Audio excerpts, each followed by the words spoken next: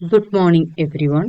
Today we are going to learn 9th Standard History Chapter 6 സമന്വയത്തിന്റെ India എന്ന് പറയുന്ന chapter ആണ് നമ്മൾ ഡിസ്കസ് ചെയ്തുകൊണ്ടിരിക്കുന്നത്. അപ്പോൾ നമ്മൾ കഴിഞ്ഞ ക്ലാസ്സിൽ ഏതുവരെയാണ് പഠിച്ചത്? അതായത് പ്രാദേശിക ഭാഷയുടെ വളർച്ചയെക്കുറിച്ചാണ് നമ്മൾ കഴിഞ്ഞ ക്ലാസ്സിലൊക്കെ പഠിച്ചത് അല്ലേ?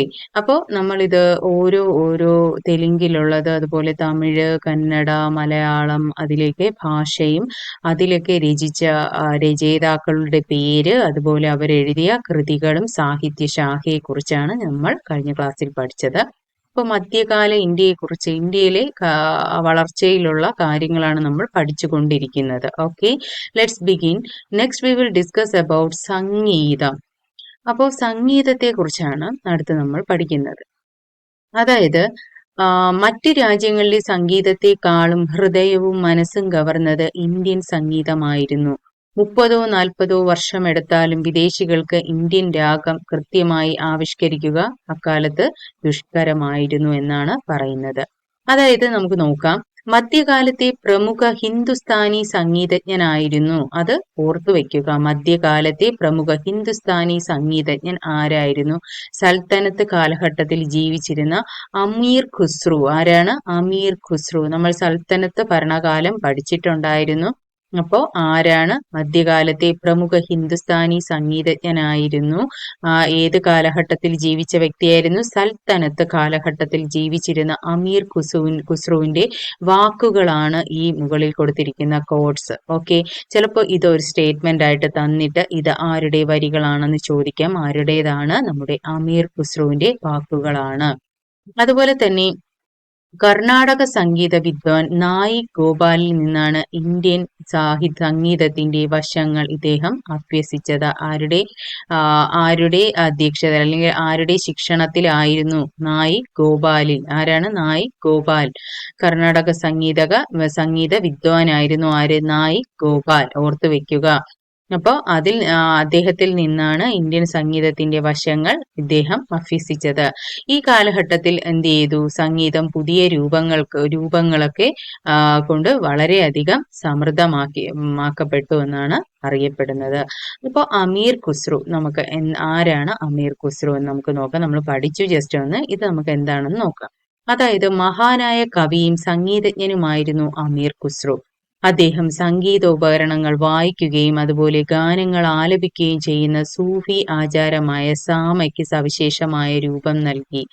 ഖവാലി തുടങ്ങുന്നതിനും അവസാനിക്കുന്നതിനും മുമ്പ് ഒരു പ്രാർത്ഥനാ ഗീതം പാടി ദൈവത്തെ സ്തുതിക്കുക എന്നതായിരുന്നു അത്. ഓക്കെ, ഇപ്പൊ നിങ്ങൾക്ക് മനസ്സിലായല്ലോ. അപ്പൊ എന്താണ് ഇദ്ദേഹം? അമീർ ഖുസ്രു എന്ന് പറയുന്ന ഒരു കവിയായിരുന്നു, സംഗീതജ്ഞനായിരുന്നു അമീർ ഖുസ്രു. അതുപോലെ തന്നെ ഇദ്ദേഹത്തിന് ഇത് കൂടാതെ സംഗീത ഉപകരണങ്ങൾ വായിക്കാൻ അറിയാമായിരുന്നു, ഗാനങ്ങൾ ആലപിക്കുകയും ചെയ്യുന്ന സൂഫി ആചാരമായ, നമ്മൾ സൂഫികളെ കുറിച്ച് പഠിച്ചിട്ടുണ്ടായിരുന്നു പ്രീവിയസ് ക്ലാസ്സിൽ.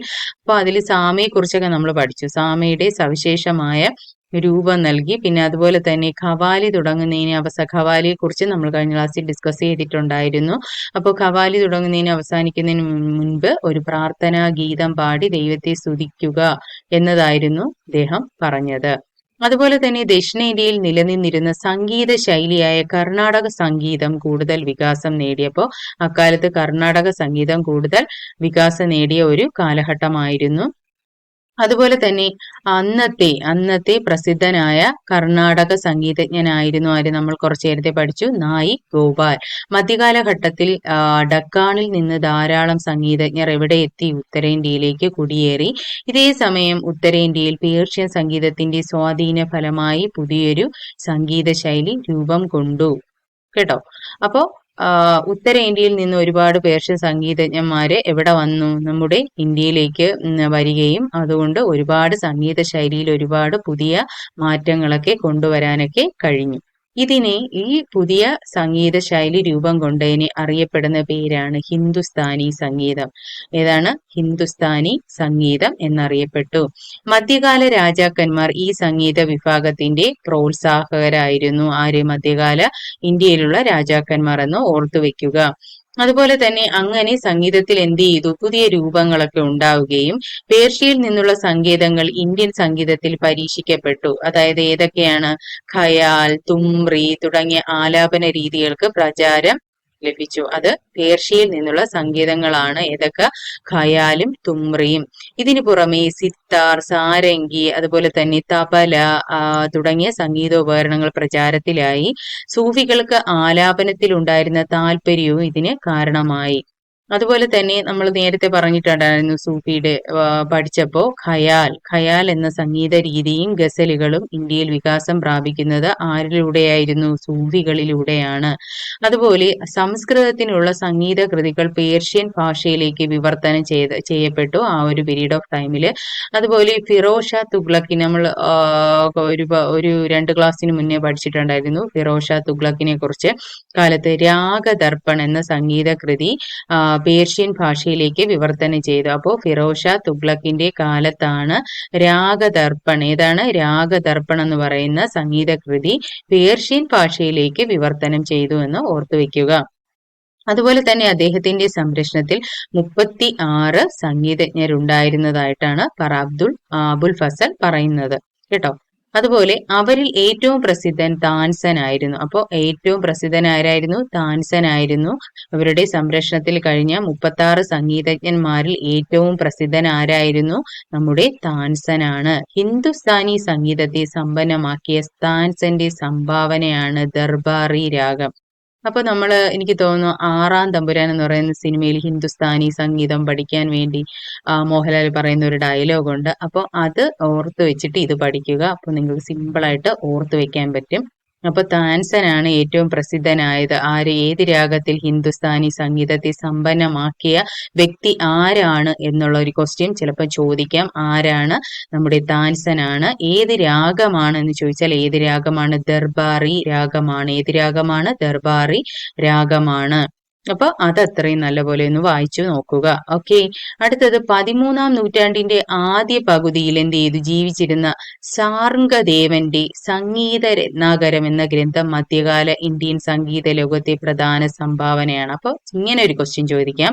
13-ാം നൂറ്റാണ്ടിന്റെ ആദ്യ പകുതിയിൽ ജീവിച്ചിരുന്ന സാർംഗദേവന്റെ അല്ലെങ്കിൽ ഇങ്ങനെ ചോദിക്കുക, സാർംഗദേവന്റെ ഗ്രന്ഥം ഏതായിരുന്നു? സാർംഗദേവന്റെ ഗ്രന്ഥം ഏതായിരുന്നു? സംഗീത രത്നാകരം എന്ന ഗ്രന്ഥമായിരുന്നു മധ്യകാല ഇന്ത്യൻ സംഗീത ലോകത്തെ പ്രധാന സംഭാവന നൽകിയ സാർംഗദേവന്റെ പ്രധാന സംഭാവന ഏതാണെന്ന് ചോദിച്ചാൽ ഏതാണ്? സംഗീത രത്നാകരം.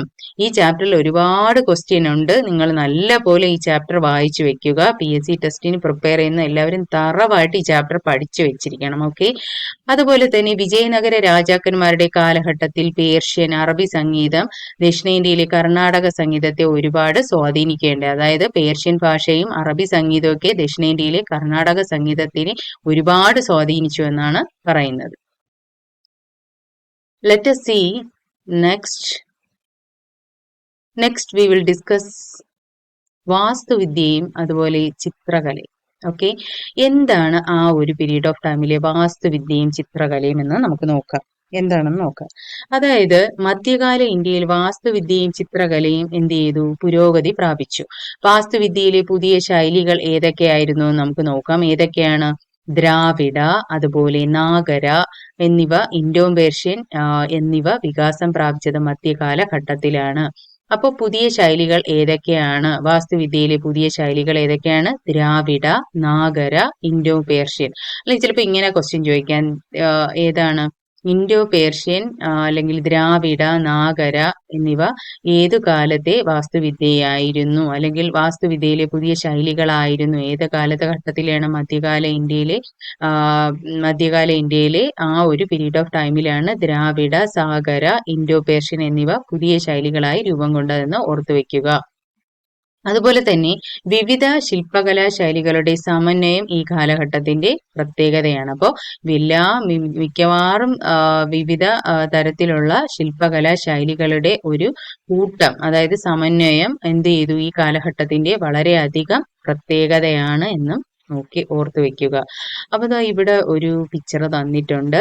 ബൃഹദേശ്വര ക്ഷേത്രം നിങ്ങൾ കേട്ടിട്ടുണ്ടായിരിക്കും അല്ലെ? അപ്പോ ബൃഹദേശ്വര ക്ഷേത്രമാണ്, തഞ്ചാവൂർ ആണ്. ദ്രാവിഡ ശില്പകല മോഡലിലാണ് ഈ ഒരു ക്ഷേത്രം നിർമ്മിച്ചിട്ടുള്ളത്. കണ്ടോ? തഞ്ചാവൂരാണ്. അപ്പൊ ചിലപ്പോ ഇങ്ങനെയും ക്വസ്റ്റ്യൻ ചോദിക്കാം, നമ്മുടെ ബൃഹദേശ്വര ക്ഷേത്രം എവിടെയാണ് എന്ന് ചോദിച്ചാൽ എവിടെയാണ്? തഞ്ചാവൂർ ആണ്. അല്ലെങ്കിൽ ദ്രാവിഡ ശില്പകലയിൽ നിർമ്മിച്ച ക്ഷേത്രം ഏതാണ്? അങ്ങനെ ചോദിച്ചാലും ഏതാണ്? ബൃഹദേശ്വര ക്ഷേത്രം. അപ്പൊ ഇതിൽ എത്ര ക്വസ്റ്റ്യൻ ഉണ്ടെന്ന് മനസ്സിലായല്ലോ. അപ്പൊ ഇത് നന്നായിട്ട് വായിച്ചു വെക്കുക. അടുത്ത് നമുക്ക് ഇതിന്റെ ബാലൻസ് നോക്കാം. എന്താണ് അടുത്തത്? ഇവിടെ കുറച്ച് പിക്ചറൊക്കെ തന്നിട്ടുണ്ട്. അതായത് മധ്യകാല ചരിത്രത്തിൽ, അതായത് ആ ഒരു കാലഘട്ടത്തിൽ ചിത്രകലയുടെ പ്രത്യേകതകളാണ് നമ്മൾ പഠിച്ചുകൊണ്ടിരിക്കുന്നത്. അപ്പോൾ മുഗൾ കാലഘട്ടത്തിൽ നിലവിൽ വന്ന ചിത്രകലാ രീതി സൂക്ഷ്മ ചിത്രകല എന്ന പേരിൽ അറിയപ്പെടുന്നു. അത് നമ്മൾ മുന്നിലുള്ള ക്ലാസ്സിലൊക്കെ പഠിച്ചിട്ടുണ്ട്. എന്താണ് മുഗൾ കാലഘട്ടത്തിൽ നിലവിൽ വന്ന ചിത്രകലാ രീതി അറിയപ്പെട്ട പേരെന്താണ്? സൂക്ഷ്മ ചിത്രകല. ഓർത്തു വയ്ക്കുക, സൂക്ഷ്മ ചിത്രകല. അതുപോലെ തന്നെ പുസ്തകങ്ങളിലെ ചിത്രങ്ങളെ പോലെ ചെറിയ ചിത്രങ്ങൾ വരയ്ക്കുക എന്നതാണ് ഈ സൂക്ഷ്മ ചിത്രകല കൊണ്ട് ഉദ്ദേശിക്കുന്നത്.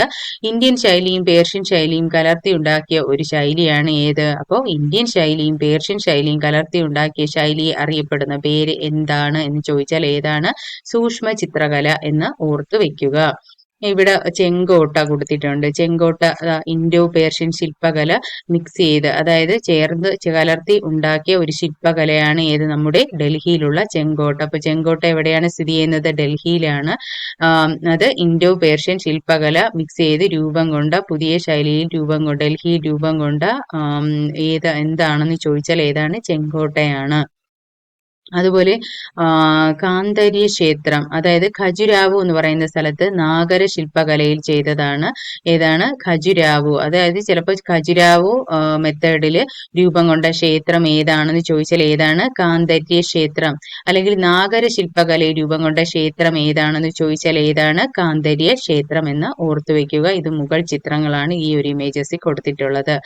അതുപോലെ മുഗൾ ഭരണാധികാരികളെ കുറിച്ച് നമ്മൾ പ്രീവിയസ് ക്ലാസ്സിൽ പഠിച്ചിട്ടുണ്ടായിരുന്നു. അപ്പോൾ ഹുമയൂൺ ഒരു വ്യക്തിയാണ് ഹുമയൂൺ. പേർഷ്യൻ കലാകാരന്മാരുമായി ബന്ധം സ്ഥാപിക്കുകയും മീർ സയ്യിദ് അലി, അബ്ദുൽ സമദ് എന്നിവരെ കൊട്ടാരത്തിൽ വരുത്തുകയൊക്കെ ഇദ്ദേഹം ചെയ്തു. അതുപോലെ അവർ രണ്ടുപേരാണ് മുഗൾ ചിത്രകലാ ശൈലിയുടെ ഉപജ്ഞാതാക്കൾ. അപ്പൊ അങ്ങനെ ഒരു ക്വസ്റ്റ്യൻ വരും. മുഗൾ ചിത്രകലാ ശൈലിയുടെ ഉപജ്ഞാതാക്കൾ എന്നറിയപ്പെടുന്നവർ ആരൊക്കെയാണ്?